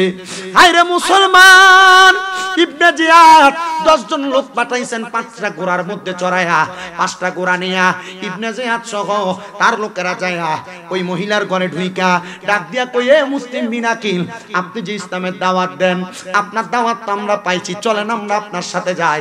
মুসলিম বিন আকিল বুঝতে পারলেন আমার মনে হয় আর দুনিয়াতে বেশি দিন থাকা যাবে না, আমারে মনে হয় আর দুনিয়াতে বেশি দিন রাখবে না। মুসলিম বিন আকিলকে ডাক দিয়া নিয়া ঘোড়ার পিঠে উঠায়া ওনার হাত থেকে তরবারি নিয়ে গেছে। ওনার ছোট ছোট 2টা বাচ্চারে ঘোড়ার পিঠে উঠায়া মুসলিম বিন আকিলকে নিয়ে সামনের দিকে যাবে। এমন টাইমে মুসলিম বিন আকিলের শরীরের মধ্যে আঘাত করে ওই মহিলার বাড়িঘর সব আগুন দিয়া জ্বালায়া দিছেন। হযরতে মুসলিম বিন আকিলের সামনের দিকে নিতে নিতে পুরা কুফা নগরীর খবর দিয়া দিছে, এ কুফাবাসী মনে রাখবা, তোমরা যারা গোপনে গোপনে নবীর পরিবারের কাছে বায়াত গ্রহণ করেছো, তোমরা তাদেরকে ক্ষমতাসীন বানাইতে চাইছো। এখন থেকে তোমরা যদি কোন ব্যক্তি এই মুসলিম বিন আকিল সহ হুসাইন কারবালার ময়দানে কুফা নগরীতে আসার পর ওনার কাছে বায়াত গ্রহণ করো, মুসলিম বিন আকিলরে যেমন ভাবে মারা হইতেছে তোমাদেরকে এমন ভাবে মারা হবে। মুসলিম বিন আকিলরে ওই কুফা নগরীর ইবনে জিয়াদের রাজপ্রাসাদের ছাদের উপরে উঠায়া পেছন দিক থেকে তরবারি দ্বারা গর্দানে আঘাত করে হযরতে মুসলিম বিন আকিলের গর্দান আলাদা করে ফেলেছে। বর্তমান যে কুফা নগরীর এলাকার ওই কুফা নগরীর বড় মসজিদের পশ্চিম অংশে হযরত মুসলিম বিন আকিলের মাকবারা, মুসলিম বিন আকিলের মাজারটা। হায়রে মুসলমান, এ নবীর উম্মতের দল, হে আশিক রাসূল ভাই বাবারা, মুসলিম বিন আকিলরে মারার পরে ওনার ছোট ছোট 2টা বাচ্চারে ঘরের মধ্যে নিয়া এবার মুসলিম বিন আকিলের বাচ্চা 2টারে সুন্দর জেলখানার মধ্যে আটকায় রাখছে। এমন টাইমে ওই জেলখানার প্রহরী তো ছিলেন একজন আহলে বায়াতের পাগল। রাত্রবেলা ডাক দিয়া কয়, এরে মুসলিম বিন আকিলের ছোট 2টা সন্তান তোমাদেরকে দেখলে বড় মায়া লাগে। রাত্র গভীর হয়ে গেছে, কোনো আলো নাই, কোনো বাতি নাই, কোনো কিছু নাই, কিন্তু তোমাদের চেহারার মধ্যে এমন একটা নুরানি পয়গাম দেখা যায়, এমন একটা নুরানি ঝলক দেখা যায়। তোমাদের চেহারার নুরানি ঝলকের কারণে আমার মনটা চায় না তোমরা এমন কারাগারের মধ্যে বন্দী থাকবা। আসরে আমার হাতের আংটিটা তোমাদের কাছে দিলাম, কুফানগরীর শেষ প্রান্তে যাইয়া এই রাস্তা বরাবর সোজা হাঁটবা, আমার আংটিটা তুমি ওই জায়গার সেনাপতিরে দেখাইবা। তার অল্প কিছুক্ষণ পরে ব্যবসার উদ্দেশ্যে মদিনার দিকে রওনা করবে। তুমি এই আংটিটা দেখে বলবা তোমাদেরকে যেন তাড়াতাড়ি ওই কুফানগরী থাইকা তারা যেন মদিনাতে পৌঁছায় দেয়। আর হুসাইনে পাকের কাছে খবর দিবা হুসাইনে পাক যেন কারবালার কুফানগরীতে না আসে। ছোট দুইটা বাচ্চা আংটিটা নিয়ে আহলে বায়াতের ওই সদস্য আহলে বায়াতের পাগল ওই প্রহরীটার কাছ থেকে বিদায় নিয়ে গেছে। বাচ্চা মানুষ বুঝে না, সামনের দিকে যাইতে যাইতে যাইতে যাইতে রাস্তাটা ঘুরান দিয়ে সামনের দিকে যখন যায়, যেদিক দিয়ে যায় মনে করেন জালিয়াঘাটার বাজারের মাঝখানে আইসা পৌঁছায়, এদিক দিয়ে গেলে জালিয়াঘাটার বাজারের মাঝখানে আইসা পৌঁছায়। হারিস, আপনারা যারা আহলে বায়াতের পরিচয় সম্পর্কে জানতে চান বা আহলে বায়াত যে আপনার ঈমানের একটা অংশ এটা বুঝতে চান, বেশি বড় কিতাব লাগবে না। এই বললাম না আপনাদের জামিয়া আহমদিয়া সুন্নি আলিয়া মাদ্রাসার যে মুফতি আনিসুজ্জামান হুজুরের ওই কিতাবটা পড়লে শেষ, ফার্স্ট টু লাস্ট পড়লে আহলে বায়াত যে ঈমানের অংশ। এবার আপনার কাছে মন চাইবে যে নামাজ পড়ি, আহলে বায়াতকে সালাম না দিলে নামাজও হয় না। মারহাবা বলে না তো? ওরে নামাজের ভিতরে কাউকে সালাম দেওয়া যায় না, নামাজের ভিতরে কাউকে সালাম দেওয়া যায় না, নবীকে সালাম না দিলে নামাজ তো ভাই হয় না, নবীকে সালাম না দিলে নামাজ তো ভাই হয় না। নবীকে সালাম না দিলে নামাজ হবে? হ্যাঁ, নবীর আহলে বায়াতকে সালাম দেয়। যখন নবীকে সালাম দেয় আসসালামু আলাইকা আইয়ুহান নাবিয়্যু ওয়া রাহমাতুল্লাহি ওয়া বারাকাতুহু করেন না, সালাম দেন। ওয়া আলা আলিহি ওয়া আসহাবিহি, ওয়া আলা আলিহিতে নবীর পরিবারকে সালাম দিয়েছেন, পুরো পরিবারকে সালাম দেওয়া হয়েছে। মারহাবা পড়েন না কেন? আরো জোরে বলেন না মারহাবা। এ নবীর উম্মতের দল, আজ সময় কি বেশি হয়ে গেছে? অল্প সময় হয়েছে তো। জি বাবা, বুঝছি না মানে আমি ভাত খেয়ে আসছি যে। আচ্ছা, আপনারা আছেন তো ইনশাআল্লাহ? গত দুইবার যে আসছি তার থেকে বেশি আজকে মানুষ, ঠিক না? আমার কাছে ভালো লাগছে আপনাদেরকে দেখি। ফরিদ মিয়া, হ্যাঁ আলহামদুলিল্লাহ, হ্যাঁ ফরিদ মিয়া মোটামুটি আল্লাহ তার কামাই রুজিতে বরকত দিন। আমিন। দোয়া করবেন না আপনারা বাসু মিয়ার জন্য? ইনশাআল্লাহ। এর বাবা আজকে, এর বাবার রুহু আজকে এখানে ঘুরতেছে, এর বাবার রুহু এখানে ঘুরতেছে, এর বাবার রুহু কান্না করতেছে, কারণ সন্তান তার জন্য এই ইসালে সাওয়াবের ব্যবস্থা করেছে। ফরিদ মিয়া সহ তার ওয়াইফের বড় অবদান আছে এই মাহফিলের পেছনে। দোয়া করবেন, তার পরিবার, সম্পূর্ণ পরিবারের জন্য দোয়া করবেন। অনেক মানুষ পুরো এলাকা মিলে একটা মিলাদুন নবীর মাহফিল দিতে পারে না, কিন্তু সে সাহস করে বিশাল মাহফিল দিয়ে দিছে। ক্ষুদ্র ক্ষুদ্র করে শুরু করে এখন বিশাল, ঠিক না? আমি যখন প্রথম আসছি তখন এই জায়গাটা আরো নিচা ছিল, এই জায়গাটা আরো নিচা ছিল, ক্ষেত নিচা ছিল, ঠিক না? ওই যে ওই সাইডটা যেমন চিকন এমন ছিল প্যান্ডেলটা, শুধু এই জায়গা থেকে স্টেজটা হয়েছে, এই জায়গা ওখান থেকে এত চিকন ছিল, এত বড় জায়গা ছিল না তো। এখন তো তার থেকে 5 গুণ বড় হয়েছে। মারহাবা পড়েন। এখন গরুও কিনছে এবছর না, বড় একটা পাগলা নলা খাওয়াইছে তো, এত বড় নলা। এটা পুরাটা মাপ দিলে মনে 2.5 কেজি হবে, হয় না? হ্যাঁ রে পাগলা বেটা, আল্লাহ কবুল করেন, জোরে করেন আমিন। ফরিদ মিয়ার ছেলে যখন নাতে রাসূল পড়তেছে, আমি ঘরে শুইছি, আমি শুনতেছি এক গজল শেষ করার পরে দাদি দোয়া করতেছে, আল্লাহ তুমি আমার নাতিকে হায়াত বাড়ায় দাও। আমিন। এর দাদি দোয়া করতেছে, আমি মনে করি যে দোয়াই শেষ, এই দোয়ার উপর আর কোনো কিছু আমি দেখতেছি না তো। না তাকদিরু লা ইয়ারুদ্দু, মানুষের তাকদির কোনোদিন পরিবর্তন হয় ইল্লা বিদুআ, দোয়ার কারণে পরিবর্তন হয়ে যায়। এর বাবা মারা গেছেন, এর বাবার জন্য দোয়া করতেছেন না ফরিদ মিয়া, বাসু মিয়া, উনি দোয়া করাইতেছেন। উনি ইন্তেকাল করলে ওনার সন্তান ওনার জন্য করাবে, ওনার মা এখনো বেঁচে আছে, ওনার মায়েগুলো দেখে খুশি হইতেছে। আল্লাহ ওনার মার রুহানি বরকত ওনার সিনাতে দান করো, আর ওনার এত সুন্দর ইন্তজামের খাতিরে ওনার সন্তানদেরকে মানুষের মতো মানুষ করো, যেন ওনার সন্তানরাও এমন ভাবে মিলাদুন নবীর মাহফিল, ইসালে সাওয়াব, আহলে বায়াতের স্মরণ এবং আউলিয়া কেরামের স্মরণ করতে পারে। জোরে সরে পড়ে না আমিন, আর মোহাব্বতে পড়ে না আমিন। আবার রেডি হইছে না?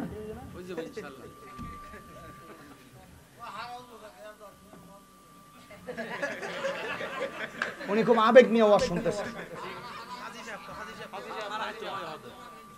মারহাবা পড়েন, মারহাবা, আল্লাহ কবুল করেন। আমার কাছে ওনাদেরকে দেখলে ভালো লাগে, কেন জানেন? আমি আমার জন্মের পরে আমার দাদা ভাইকে দেখি নাই, এগুলো আমার দাদার মতো সবাই হাজী সাহেব মানুষ। আমি আমার জন্মের পরে আমার নানা ভাইয়ের আদর যত্নে মানুষ হিসেবে অনেক। আমার নানা ভাই মারা গেছেন, ইন্তেকাল করেছেন, দোয়া করবেন ওনার জন্য। উনি আমার জন্য দোয়া করে গেছেন। আমি এই বছর হজ করছি, উনি আমার বলছে আমি কাবা শরীফ যাইয়া কাবা ঘরের গিলাপটা ধইরা তোর লাগিয়া দোয়া করে আইছি। উনি ইন্তেকাল করার 1 বছরের মাথায় আমি মক্কা মদিনা গেছি। তোমার টি আছে না বাজি, লাগে তুমি বারবার যাও। মসজিদের ইমাম মুয়াজ্জিনের লগে মাঝে মাঝে লই যাইবা। কত লাগে? 1,30,000 টাকা। মল্লের টাকা কবরে নিবা না?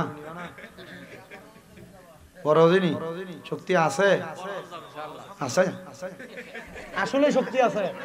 আপনি মক্কা মদিনার ঘটনা শুনলে অবাক হবেন। আমি দেখলাম এক মুরব্বী বুড়া মানুষ লাঠি বট দিয়ে দিয়ে আল উমরা আল ফাহাদ গেট দিয়ে ঢুকতেছে। বুড়া মানুষ, একবারে মুরব্বী। কিন্তু মক্কা শরীফে প্রথম 3 তাওয়াফ করার সময় রজম করা লাগে না? জোরে জোরে দৌড়ানো লাগে না পাঠানের মতো? ওমা, আমি মক্কায় এক ঘুরানি যাওয়ার পরে এই বুড়ারে দেখতেছে লাঠি আছে নাই, এভাবে এভাবে দৌড়াইতেছে। তার মানে বুঝলাম এই বুড়ার গায়ে নিজের শরীরের শক্তি না, এটা ঈমানের শক্তি। কাবা দেখে বাইরে গেছে, কথা কোন ঠিক কিনা? মক্কা শরীফ গেলে অনেক মানুষ যে হাজরে আসওয়াদ পাথর, চুমা পাথর, যেটা এই পাথরে চুমা দেয় কেন? সব জীবনের গুনাহ টাইনা নিয়ে যায়, এজন্য না? আমি যে এই উমরাতে যাই আসছি, আমি আপনাদের দোয়ায় 10 বার উমরা করছি, 10 বারই হাজরে আসওয়াদ পাথরে চুমা দিছি। অনেক মানুষ 2 বার 3 বার যাইও চুমা দিতে পারে না, 10 বার বারবার চুমা দিছি।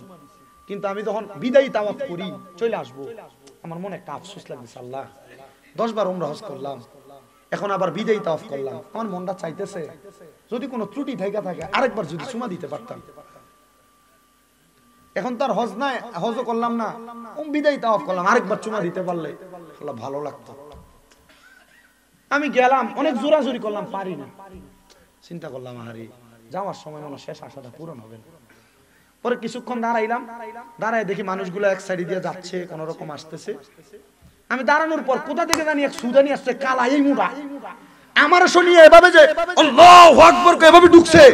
আমি কাবা ঘরের এই হাজরে আসওয়াদে সুমা দিয়ে পড়ে আছি, 1-2 মিনিট কেউ আমারে সরায় না। আমি এই বিশ্বাস করি আমার জীবনে গুনাহ আছে, আমি কোনোদিন পরের হক মাইরা খাই নাই। আমার জীবনে গুনাহ আছে, আমি না বইলা কারোর 1 টাকা খাই নাই। তার মানে আমার বিশ্বাস আমার জীবনের সগীরা কবিরা গুনাহগুলা এই হাজরে আসওয়াদ পাথরে চুমা দেওয়ার কারণে আল্লাহ মাফ করে দিয়েছেন। আমি মনে করি বাকিটা আল্লাহর ফয়সালা।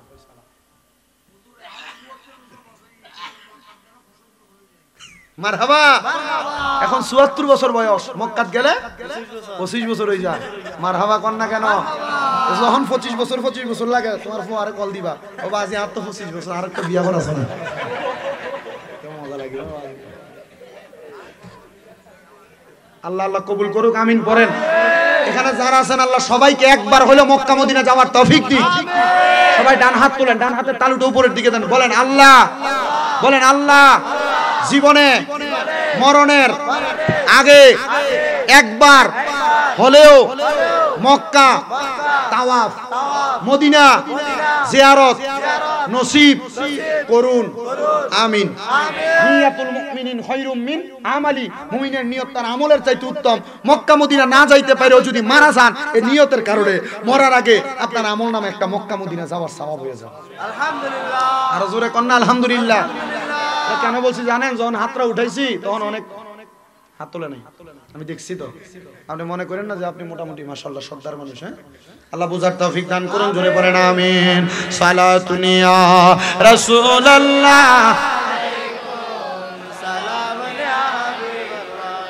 জামালে আশিকা বাসদ মুহাম্মদ, খেয়ালে ও বরা বাসদ আহমদ। সালাতুন ইয়া রাসূলুল্লাহ আলাইকুম সালামান ইয়া হাবিবাল্লাহ। এ মুসলমান ইমানদার, ওই দাসী মহিলা ক্লিমা ডাক দিয়া কয়, জগতের মানুষ রে, ওই ছোট বাচ্চা দুইটার আমি দেইকা আমি নিয়ে গেলাম।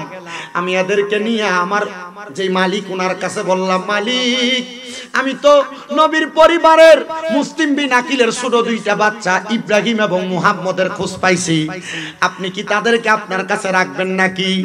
ওই মালিক মহিলা ডাক দিয়া কই, এ দাসী রে, আজকে 11 বছর পর্যন্ত তুমি আমার বাড়িতে দাসী বানা করো, আমার বাড়িতে কাজ করো, যাও রে যাও। নবীর পরিবার, নবীর বংশের ইমাম হযরতে মুসলিম বিন আকিলের সন্তান হযরতে মুহাম্মদ এবং ইব্রাহিম, এই দুইজনকে আমার কাছে আইনা দেওয়ার কারণে আজকে 12 বছর পরে তোমারে আমি দাস মুক্ত করে দিলাম। এ নবীর উম্মত, এ পর্দার অন্তরালের মা বোনেরা, এবার হযরতে মুসলিম বিন আকিলের দুইটা সন্তানকে পাইয়া ওই মহিলা সুন্দরভাবে লালন পালন কইরা গোসল করায়া ভালো খাওয়ায়া ঘরের আড়ালের মধ্যে, দুইটা ঘরের মধ্যে আরেকটা ঘরের মধ্যে ঢুকায়া দরজাটা বন্ধ করে রাখছে। এটার কারণ হইল যে মহিলা আহলে বায়াতের প্রেমিক, ওই মহিলার স্বামী ওই ব্যক্তিটা ছিল আহলে বায়াতের দুশমন, এজিদের দোসর, ইবনে জিয়াদের দোসর। দেখবেন বর্তমান জামানায় এমন অবস্থা হয়ে গেছে, বাপে সুন্নি ছিল, বাপে সুন্নি ওয়াজ মাহফিল করত, বাপে মিলাদুন নবী করত, ফুতে কয় মিলাদুন নবী বেদাত বলে না? বাপে মা বাবা মারা যাওয়ার পর দোয়া করত, সন্তান ফতুয়া দেয়, মা বাপ মারা যাওয়ার পরে জানাজার পরে কোনো দোয়া নাই, দেয় কি দেয় না? আরে বাবা, মনে রাখবেন এগুলার কারণে আপনি ইসলাম থেকে দূরে সরে যাচ্ছেন, এটাতে আপনার লাভ হইতেছে না, এটাতে আপনার ক্ষতি বেশি হইতেছে। দেখবেন নতুন নতুন মৌলবী সাহেবরা এসে ফতুয়া দিবে, আগের হুজুরা যা বইলা গেছে তারা ভুল বইলা গেছে, এমন বলে না? এরা ভুল বইলা গেছে এমন ফতোয়া দিয়ে দিচ্ছে না? নবীজি হযরতে তিরমিজি শরীফ আর সুনানের 2211 নম্বর পৃষ্ঠার হাদিস, আল্লাহর হাবিব সাল্লাল্লাহু 2211 নম্বর হাদিস, আল্লাহর হাবিব সাল্লাল্লাহু আলাইহি ওয়াসাল্লাম হযরত আলী রাদিয়াল্লাহু তাআলা আনহু থেকে বর্ণিত, উনি বলেন, যখন দেখবা তোমাদের মাঝে 15টা কাজ হইতেছে, তোমাদেরকে আযাব গজব পাকড়াও করবে, এর মধ্যে 15 নাম্বারটা হইল, রাসূল বলতেছেন, যখন দেখবা উম্মতের ভিতরে এমন নতুন আলেম বের হইছে, যারা পূর্বের আলেমদেরকে বলবে এরা সত্য বলে যায় নাই, এদের কথাগুলো ভুল পথ ছিল, এখন আমরা যা বলছি তা সত্য, তখনই মনে করবা তোমাদেরকে আযাব গজব ধরবে। এই করোনা ভাইরাস 2021 সালের আগে কোন সময় নাম শুনছেন? নতুন করে আসতেছে, নতুন নতুন রোগ আবিষ্কার হইতেছে। কেন? আযাব গজব, এটা আমাদের কর্মের ফসল। কয়টা কারণ বলছে? 15টা কারণ। এর মধ্যে 1 নাম্বার যেটা, এটা হচ্ছে গনিমতের মালকে নিজের মাল মনে করবে। 2 নাম্বার, আমানতকে নিজের সম্পদ মনে করে ব্যবহার করবে। দেখেন মসজিদের বহুত সেক্রেটারি সাহেবরা মসজিদের টাকা ভাঙিয়ে নিজে বাজার করে ভাত খায়, কথা কোন ঠিক কিনা? এটার আরেকটা কারণ আছে, কারণ এখন বর্তমান সমাজে বেশিরভাগ মসজিদ কমিটির সভাপতি সুদখোর, বেশিরভাগ মসজিদ কমিটির সেক্রেটারি সুদখোর, বেশিরভাগ এলাকার সর্দার মাতাব্বর সুদখোর আর ঘুষখোর, পরের হক মেরে খাওয়ানো ওয়ালা লোক, কথা কোন ঠিক কিনা? এই লোকদেরকে আপনারা যতদিন পর্যন্ত আপনি নেই, ও আচ্ছা ক্ষমতা, আমি মসজিদের সেক্রেটারি, আছে না নাই? এটা 2 নাম্বার।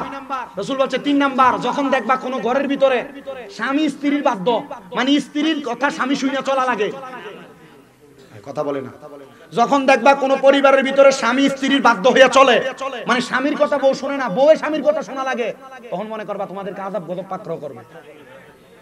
আছে না? আমার ঘরে আমি মেম্বার, আমার বউ, জামাইয়ের কোনো কথা চলে না, বউয়ের সর্দারি চলে। যদি কোনো মহিলারা পর্দার অন্তরাল শুনেন, আমরা দাওয়াত দিবেনি কোনো সময়, দাওয়াত দিবা? বেরিয়াতে এখন গেলেই তো আমরা বিরুদ্ধে ওয়াজ করছে বেটা, আল্লাহ বোঝার তৌফিক দান করুন কোন আমি।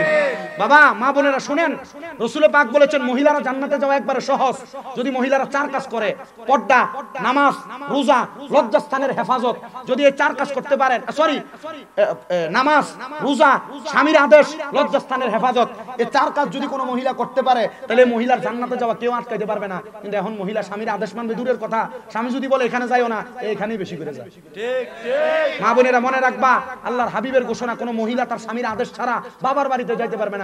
কিন্তু দুঃখের বিষয়, জলদি মিয়ার বাজার পুরাটা ঘুরে চলে আসে স্বামীরে ঘুমে রেখে। ঠিক কথা বলেন ঠিক কি না? মা বোনেরা এমন কর্ম যদি করে থাকেন, মনে রাখবেন মা সাবধান, জান্নাতে যাওয়া আটকে যাবে, কারণ স্বামীর মনে কষ্ট দিবেন, স্বামীর সাথে দিনের বেলা ঝগড়া, অন্যদিকে মুখ ফিরে ঘুমায় থাকবেন, মাঝখানে কোলবালিশ দিবেন, বাচ্চা আগে এক সাইডে জামাই বউ একসাথে ঘুমাইতেন, আর স্বামীর সাথে ঝগড়া হওয়ার পর বাচ্চা মাঝখানে চলে আসবে, এটার কারণে জবাব দেওয়া লাগবে। বেশি ভাঙ্গে বলতে গেলে না পোলাপান বেশি, ভাল লাগতেছে না? বউ কথা শোনে না, কলিকা তাহার বাল, আসো চিকিৎসা নিয়ে যাও। আমার ওয়া শোনো বেশি বেডিরা। আপনারা যা আপনাদের এদিকে কেমন আমি জানি না, কিন্তু আমার ওয়া শোনে মহিলা মানুষ বেশি। ওই দিন আমি মাহফিলে গেছি মুন্সিগঞ্জ, হুজুর পুরুষ মানুষের বিরিয়ানি দিছি মাত্র 630টা, মহিলা দিছি 1720টা। তার মানে মানুষ মহিলা বেশি হয়েছে না পুরুষ? আখাউড়া নীলাখাত গ্রাম, সরি আখাউড়া মনিয়ন্ত গ্রাম, হুজুর পুরুষ মানুষের বিরিয়ানি দিছি 700, মহিলা দিছি 1400। তার মানে মহিলা বেশি না কম? বেশি। মাইক দর্শি রাত্র 12টায়, হুজুর 2টা না বাজছে, ফজর আজানটা দক না। আমি কইছি ও বাজ যাইতেছে আমার, তুমি কি রাখতাছ না? মা বোনদের কাছে আবদার, স্বামীর আদেশ যদি অমান্য করেন নামাজ পড়লেও কাম হবে না। কথা বলেন। স্বামীর আদেশ যদি অমান্য করেন, স্বামীর কথার উপর দিয়ে যদি কথা বলেন, তাহলে রোজা রাখবেন, নামাজ পড়বেন, নফল ইবাদত করবেন, কাম হবে না। কোন মহিলা কোন স্বামীর আদেশ ছাড়া নফল রোজা রাখতে পারবে না। জি, স্বামীর আদেশ ছাড়া নফল রোজা রাখতে পারবে না। আর মহিলা নফল রোজা মহিলা স্বামীর সাথে বাজে আচরণ করতেছে। রাসূল বলে আমি মেরাজে যাওয়ার পর 3 প্রকার নারী দেখছি, এর মধ্যে 1 প্রকার নারী দেখছি যাদের জিহ্বার মধ্যে আগুনের গরম রড লাগে টান দেওয়া হচ্ছে। নবী তারা কারা? বলে এরা হচ্ছে স্বামীকে লানত দেয়, সন্তানকে লানত দেয়, এমন মহিলা আছে না অনেক। দেখবেন মহিলারা স্বামীকে বলে তোর উপরে খোদার গজব করুক, স্বামীকে বলে তোরে খোদায় খাইতো, এমন বলে না? মা বোন বড় সাবধান এই লানত দেওয়ার ব্যাপারে। রাসূল বলেছে আরেক প্রকার মহিলা যাদের স্তনের মধ্যে গরম রড লাগে লটকায় রাখা হয়েছে। কোথায়? স্তনের মধ্যে গরম রড লাগে লটকায় রাখছে। নবীজি তারা কারা? বলছে যে মহিলারা পোশাক পরে উলঙ্গ ছিল।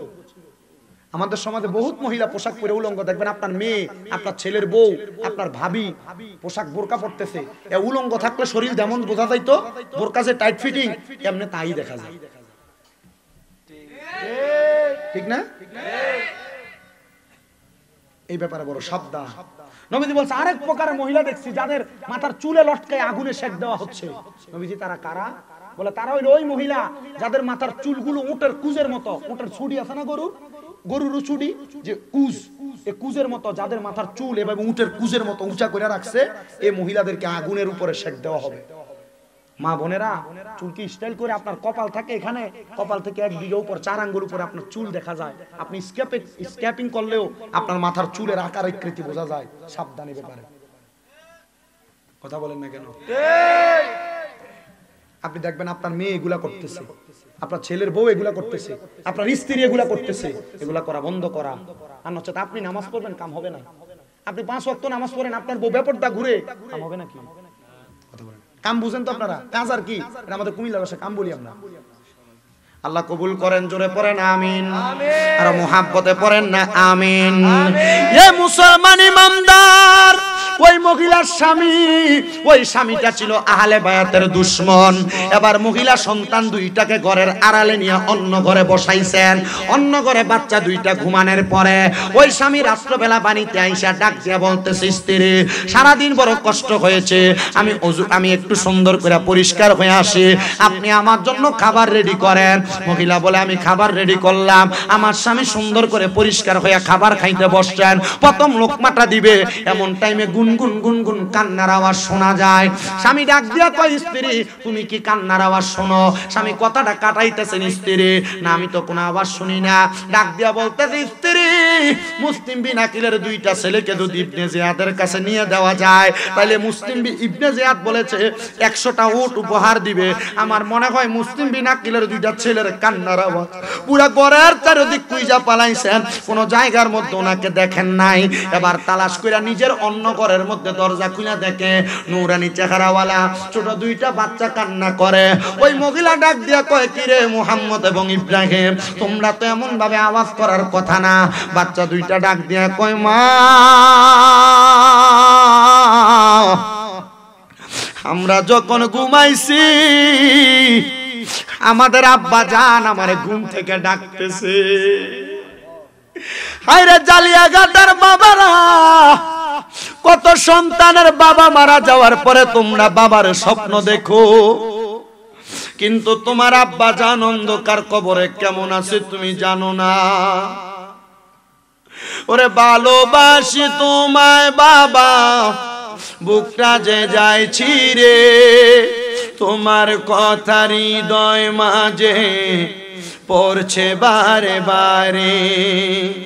বাবা তুমি কেমন আছো ছোট মাটির ঘরে, তোমার কথা হৃদয় মাঝে পড়ছে বারে বারে। বাবা গো ও বাবা, বাবা গো বাবা, এ সন্তান তোমরা বুঝি তোমার আব্বাজানকে স্বপ্ন দেইকা কানতেছ।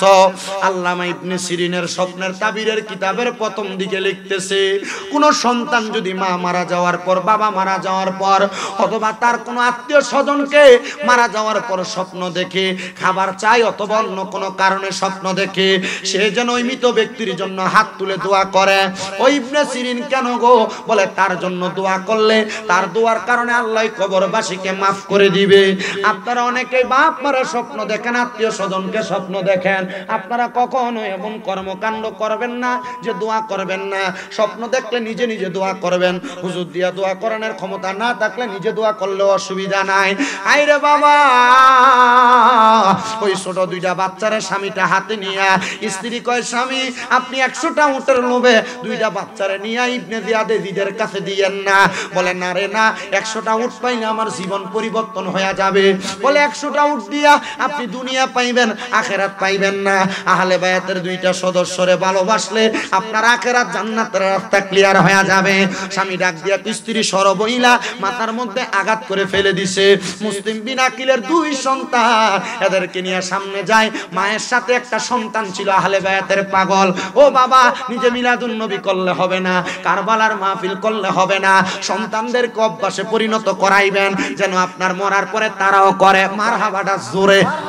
এ মুসলমান, ওই সন্তান ডাক দিয়ে কয় আব্বা জান, আপনি যদি এই 2টা বাচ্চা আহলে বায়াতের সদস্যদেরকে আমার সামনে দিয়ে নিয়ে যান, তাইলে আমার লাশের উপর দিয়ে নেওয়া লাগবে। ওই ব্যক্তি নিজের ঘাট নিজের তরবারিটা বের কইরা নিজের সন্তানের গর্দান আলাদা করে দিছে। এবার স্ত্রীর সামনে দাঁড়ায়া ডাক দিয়ে কয় স্বামী গো, সন্তান যেহেতু হারাইছে, আপনি প্রয়োজনে আমারে আঘাত করেন, তবে আপনি স্বামী এই জায়গার মধ্যে তাইকা আপনি কখনো কোনোদিন এই জায়গার মধ্যে 2টা বাচ্চাকে নিতে পারবেন না। মুসলমান, ওই লোকটা দুষ্ট মানুষ, ইবনে জিয়াদের দোসর, এজিদের দোসর, স্ত্রীর গলার মধ্যে তরবারি চালায়া দিয়া ছোট 2টা বাচ্চারে নিয়ে সামনে যায়। মানুষ কয় দেখ শুনি সে কত ভাগ্যবান, 100টা উট পায়া যাবে। মুসলিম বিন আকিলের সন্তানদেরকে নিয়ে গেলে তার মনে একটা শয়তান কুচিন্তা ধরা দিল, জীবিত অবস্থায় যদি 2টা বাচ্চারে নিয়ে যায়, মানুষ আমার কাছ থেকে চিনে নিয়ে তারা পুরস্কার গ্রহণ করবে। সেই কথা চিন্তা কইরা মুসলিম বিন আকিলের ছোট ছোট 2টা বাচ্চারে শোয়া গর্দানের মধ্যে তরবারি চালায়া দিয়া ছোট 2টা বাচ্চার গর্দানগুলা মাথাগুলা বস্তার মধ্যে ঢুকায়া কাপড়ের গাঁটটির মধ্যে ঢুকায়া ওই ইবনে জিয়াদের কাছে যায় কয় এই নাও মুসলিম বিন আকিলের 2 সন্তানের মাথা। উনি ডাক দিয়া কয় এ ইবনে জিয়াদ, তুমি আমার এখন 100টা উট উপহার দাও। এজিদ তো এজিদ, এজিদের কাজ মুনাফিকি করা, বেঈমানি করা, কথা কন্না। এজিদের কাজ মুনাফিকি করা, এজিদের কাজ বেঈমানি করা।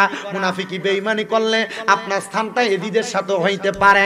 এ মুসলমান, কিন্তু বর্তমান জামানায় অনেক শিক্ষিত বেটারা এজিদরে রহমতুল্লাহ আলাইহি কয়, এজিদরে কোরআনের হাফেজ কয়, এজিদরে দুনিয়ার জামানার মধ্যে বালা মানুষ কয়, এজিদরে বালা প্রমাণ করতে চায়। এরা মুসলমান না, এরা বেঈমান, এরা বেঈমান, এরা নবীর বংশের দুশমন, কথা কন্না ঠিক কিনা? ইমাম শেরে বাংলা রহমতুল্লাহ আলাইহি উনি কিন্তু এগুলা শিক্ষা দিয়া গেছেন। যারা এজিদ বংশ, এজিদের ফ্যামিলি অথবা এজিদের অনুসারী, যারা হুসাইনে পাকের অনুসারী না, সুহাদে কারবালা করতে চায় না, মিলাদুন নবী করতে চায় না, গৌসুল আজম মাঝবান্ডারি, এরা এই শিক্ষা দিয়া গেছে কখনো এজিদ বাহিনীর সাথে সম্পর্ক রাখবা না, এজিদের পক্ষে যারা টানে এদের সাথে সম্পৃক্ত হইবা না, এদের সাথে মুহাব্বত করবা না। আর আমাদের কুমিল্লা সহ নেত্রকোনার একজন বড় আলেম ছিল আল্লামা আকবর আলী রিজভী রহমাতুল্লাহ আলাইহি, উনি শুধু বলছে লা তুসাল্লি লা তুআক্কি লা তুনিকাই, যারা দুনিয়ার জমিনে এজিদের অনুসরণ করে বাতিল ফেরকা, এরার পিছনে নামাজ পড়বা না, খাইবা না। এরা যেই কবরের ভিতরে এরা মরলে মাটি দিব, এই কবরের ঘাস যদি কোনো গরু খাই, গরুর গোশত খাইবি না বেটা। ওনাদের ঈমান ছিল ওনাদের মতো। আপনি চিন্তা করেন ঈমান কত তাজা থাকলে কথা বলে। বলছে এজিদের অনুসারী, নবীর দুশমন, এ যদি মারা যায় এর যে কবরে মাটি দিব, কোন নবীর দুশমন, কোন বাতিল ফেরকা, কোন নাস্তিক বেঈমান, এরা মাটি দেওয়ার পর কবরের উপরে যে ঘাস উঠবে, ঘাস যদি কেউ খায়, এই ঘাস উঠবে, গরু যদি খায়, এই গরুর গোশত খাইস না। হুজুরের ফটো একটু গরম ছিল, খুব গরম ছিল, মাইরা বস্তাতে বাইন্দা মেঘনা নদীতে পালাই দিছে। কোথায় ফালাইছে? মেঘনা নদীতে ফালাই দিছে। ওই যে ভৈরব ব্রিজ নাম শুনেন, কিশোরগঞ্জের ভৈরব ব্রিজের নিচে এক নৌকাওয়ালা পাইছে, খুইলা দেখে এখনো জিন্দা। মরে না তো নবীর প্রেমিকরা, মরে না। আল্লাহ বুঝার তৌফিক দান করুন, জোরে পড়েন আমিন। ওই লোকটাকে আমি কি করলাম রে, কি করলাম? আমি আমার সন্তান মারলাম, স্ত্রী মারলাম, এই লোক আমার এখন কয় জীবিত অবস্থায় ফেরত দেই নাই। তার মানে এই লোকটা এখন আমারে আর আমার কাছে আমার উটগুলা ফিরিয়ে দিবে না। এ মুসলমান, এমন ভাবে আস্তে আস্তে ইমাম হুসাইন রাদিয়াল্লাহু তাআলা আনহু কুফা নগরী থেকে কারবালার দিকে রওনা করেছে। ইমাম আলী মাকাম ইমাম হুসাইনের সাথে তারা বেঈমানি করতে লাগলো। এমন বেঈমানি করতে করতে তারা ইমাম আলী মাকাম ইমাম হুসাইন রাদিয়াল্লাহু তাআলা আনহুর শাহাদাত করে ফেলেছে। আরে অনেক লম্বা ঘটনা, 3-4 ঘন্টা করলে কারবালার বয়ান শেষ হয় না, 5 ঘন্টা করলে শেষ হয় না। শুধু মুসলিম বিন আকিলের জীবনী থেকে কথাগুলা বললাম। ওই মুসলিম বিন আকিলের ইন্তেকালের পরে, শাহাদাতের পরে একজন আহলে বায়াতের প্রেমিক যাইয়া হযরত ইমাম আলী মাকামের কাছে খবর দিছে, ইমাম হুসাইন আপনার কাছে মুসলিম বিন আকিলের শেষ একটা বাণী পৌঁছাইতে চাই। বলে কি বাণী? বলে মুসলিম বিন আকিল রে ইয়েজিদের দলেরা সাধারণ ভাবে মারে নাই, বড় রাজপ্রাসাদের উপরে উঠায়া গর্দান আলাদা করে দিছে। কিন্তু ওনাকে বলেছে, এ মুসলিম বিন আকিল, আমি ইবনে জিয়াদ মারতে পারি, কিন্তু আমার মনের ভিতরে মায়া আছে, তুমি বলো তোমার মনের মধ্যে শেষ ইচ্ছা কি? উনি ডাক দিয়া কয়, এ কুফা নগরীর 30,000 সৈন্য তোমাদের কারোর সাথে যদি নবীর নাতি ইমাম হুসাইনের সাথে দেখা হয়, তাইলে তোমরা ইমাম হুসাইনের কাছে বলবা উনি যদি মদিনাতে যায় আমার সালাম যেন মদিনার নবীর রওজাতে পৌঁছায়া দেয়। হুসাইন, আমি তোমার কাছে নবীর রওজা মুবারকে মুসলিম বিন আকিলের সালাম পৌঁছাইলাম। পর্দার অন্তরালের মা বোনেরা, দুরূদ শরীফ পয়রা পয়রা আমার ভাই ফরিদ আহমদ বাসুমিয়া প্রকাশ, ওনার মতো আপনারও মাহফিল কইরা, বড় পারেন আর ছোট পারেন, ঘরের মধ্যে একজন হুজুর দিয়া পারেন, কোরআনে হাফেজ দিয়া পারেন, কোরআন খতম পড়ায়া পারেন, দুরূদ শরীফ পড়ায়া পারেন, 11 শরীফ পড়ায়া পারেন, খতমে গৌসিয়া পড়ায়া পারেন। যেই কোনো ভাবে ছোট্ট ছোট্ট একটা আয়োজন করবেন, যেন মরার আগে একবার নবীর রওজা যাইতে পারেন। আল্লাহ যেন এই মাহফিলের উসিলায় আজকে ফরিদ আহমদ প্রকাশ বাসুমিয়ার আব্বা জান মরহুম নজির আহমদ সিটি সংসদের উদ্যোগে এত সুন্দর মাহফিল, এই মাহফিলের উসিলায় নজির আহমদকে অন্ধকার কবরের মধ্যে নবীজির সাথে মুলাকাতের ব্যবস্থা করে দেয়। আরে মনে বড় আশা দিনাই, বলেন মনে শেষ, একটু জোরে পড়েন। ওরে সালাম আমি করব গিয়ে, সালাম নবীজির রওজায়, মনে বড় আশা ছিল, মনে বড় আশা ছিল যাব মদিনা। কাফেলাতে কে যাও তুমি, কে যাও মদিনায়, এ গরিবের সালাম দিও মদিনার বাদশাহ। বলেন কাফেলাতে কে যাও তুমি, কে যাও মদিনা, এ গরিবের সালাম দিও মদিনার বাদশাহ। আমার আশায় আছে সম্বল নাই, করি কি উপায়, মনে বড় আশা ছিল যাব মদিনা। বলেন মনে বড় আশা। শেষ বেলা আমি আপনাদেরকে আমার আয়াতে কারিমার দ্বিতীয় অংশের কথাটা বলে শেষ করে দেই। আমি বলেছিলাম লা ইউকাল্লিফুল্লাহু নাফসান ইল্লা উসআহা, আমার আল্লাহ তাআলা কারো সাধ্যের বাহিরে কোনো কিছু চাপায় দেয় নাই। নজির আহমদের সন্তান ফরিদ মিয়া প্রকাশ বাসু মিয়া পারবে বিদায়, এত সুন্দর আয়োজন উনি করতে পারতেছেন, এটা নিয়ে হিংসার দরকার নাই, মুহাব্বত করবেন, ভালোবাসা দেখাইবেন। টাকা চাননি কোনো কারণ, টাকাও চায় না, টাকা দেওয়ার দরকার নাই, শুধু ভালোবাসা দিবেন। আপনাদের এলাকায় এত সুন্দর জান্নাত জান্নাতের বাগান। নামটা শুধু নদীর আহমদ, কিন্তু না না না, এই মাহফিলের উসিলায় যারা যারা আয়েশা অংশীদার হইয়া দোয়া করবে আল্লাহ তাদের বংশের কবরের আযাব মাফ করবে। যেই নবীর উসিলায় করবেন জীবনের গুনাহ মাফ, কবরের আযাব মাফ, সেই নবীজির সালাতু সালাম জানাই আল্লাহ করেন আপনি।